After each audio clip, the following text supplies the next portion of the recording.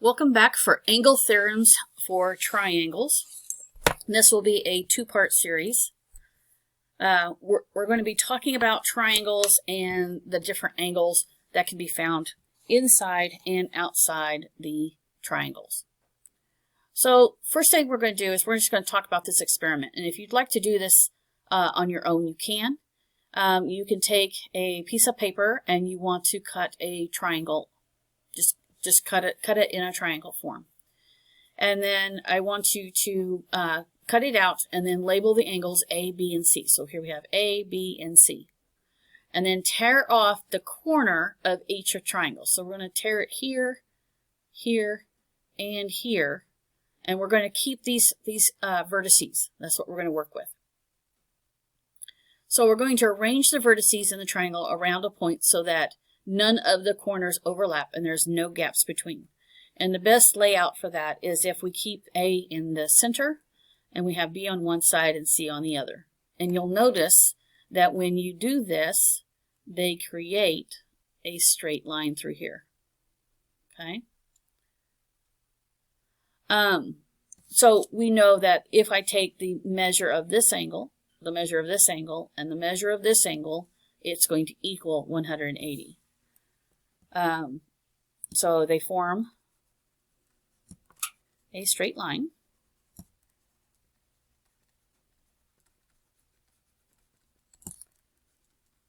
And we know that the measure of a straight line is 180 degrees. We talked about that in our last lesson. We know that if we add, so the sum of the three angles is going to create the straight line. So the sum of angle A, angle B, and angle C is equal to 180 degrees. So we were able to prove that by tearing the corners off of a triangle and lining them up, and they form a straight line. We can follow the steps to informally prove the triangle theorem. You can draw each step on your own paper. The figures below were provided for you to check your work. So we're going to draw a triangle and label the angles as 1, 2, and 3. And so what they did is they started with a straight line. So this line here. So they started with this line. And then they took and they drew, or actually it's they have two parallel lines is what they have here. So we have A and B. So there's B, and here's A. And then I just took and drew a triangle. Doesn't have to be any particular kind of triangle, just draw a triangle. And then you're going to label the points 1, 2, and 3. We're going to draw a line A through the base of the triangle, which we've done here. Okay? So, the parallel postulate states that through a point not on line L, there is exactly one parallel line to line L. Draw the line B parallel to A through the vertex opposite. So we drew our triangle and we have our parallel lines A and B. All right, now we're going to take what we know about each of these and we're going to talk about these angles. So we have angles 4, 5, and then we'll also have 6 and 7. We're going to talk about those here a little bit. So we're going to focus on 4 and 5 right now. And I know, very similar to that drawing we did before, that if I take this plus this plus this, I'm going to get 180 degrees, right? So we're going to label these angles as 4 and 5. 4 and angle 5 are alternate interior. Oh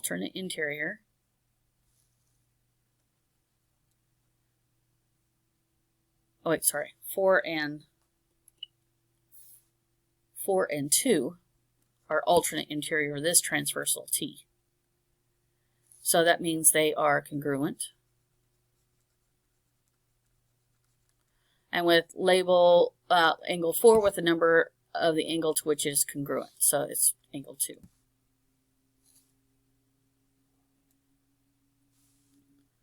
too far down.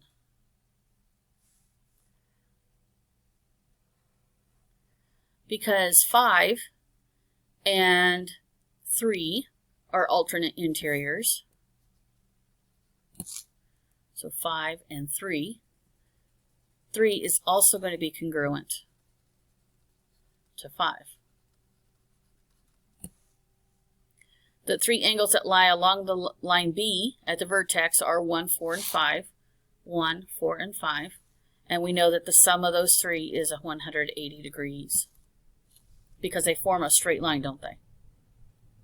Because angles 2 and 4 are congruent and angles 3 and 5 are congruent, you can substitute angles 2 and 4 and 3 for 5 and in the bottom.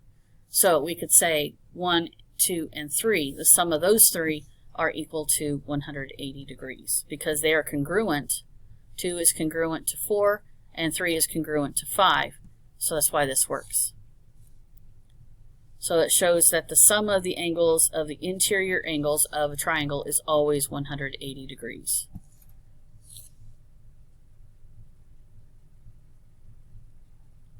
Now let's find the missing angle measures in triangles.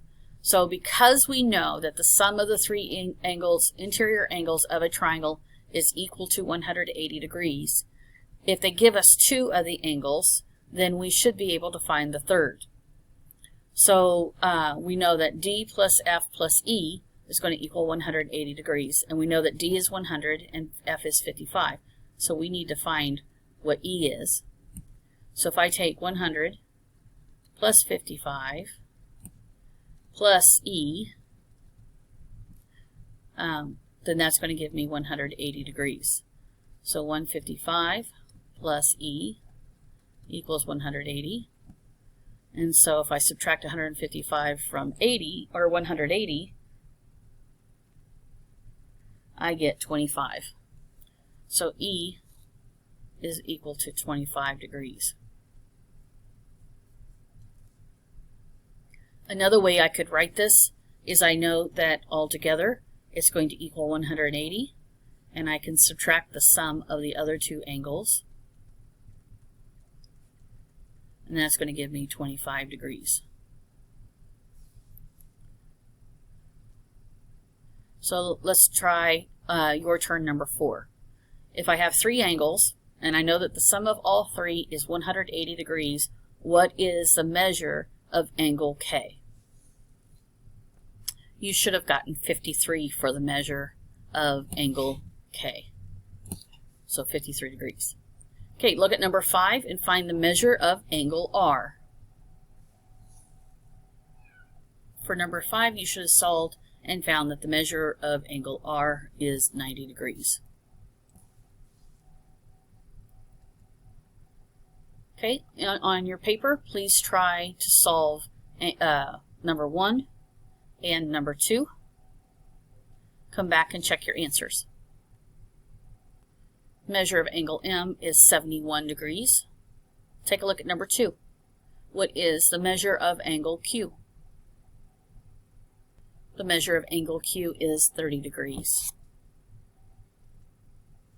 Okay, use the triangle theorem, sum theorem, to find the measure of each angle in degrees. These are a little bit different, so we're going to walk the first one through together. So we know that the 3 angles added together equals 180 degrees, right? So we need to find out what X is so we can tell you what the measure of T, U, and V are. So we know that if I add all 3 together, I get 180. So angle T is 7X plus 4 plus angle V is 5X plus 3. And angle U is 2X plus 5. And altogether, they add up to 180 degrees. Well, the first thing I see is I have a bunch of X's and a bunch of numbers, and so I'm going to combine any like terms that I can. So I have 7 plus 7X is 14X. I have 7 and 5 is 12. So plus 12 equals 180 degrees. This is so much easier to work with. And now solve for X. So I find that x is 12. Now, to find the measure of angle t, I'm going to take what I found for x and I'm going to plug it back into the expression for angle t and try to figure out what the measure of angle t is. So I'm going to take 7 times 12 plus 4. And that's 88. So that's 88 degrees. Do the same for angle U and angle V. So you should have found that the measure of angle V is 63 and the measure of angle U is 29. Take a look at number 4. Number 4 has a couple of, well,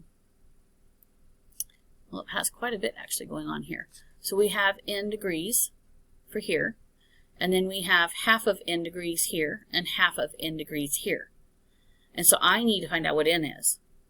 I know that if I add the 3 together, I'm going to get 180 degrees. So the first thing I'm going to do is take n plus 1/2 n plus 1/2 n, and I know that altogether that's going to equal 180 degrees. I can combine my like pairs. A half plus a half is a whole plus another whole. That's going to give me 2n equals 180 degrees. And if I solve for n is 90 degrees. So I know what my measure of x is because we know that n is 90. Now I need to find the measure for y and z. Half of n, or half of 90, is 45, and half of n is 45. So I have measures of 90, 45, and 45 for number 4. If you have any questions, please make sure you see your teacher.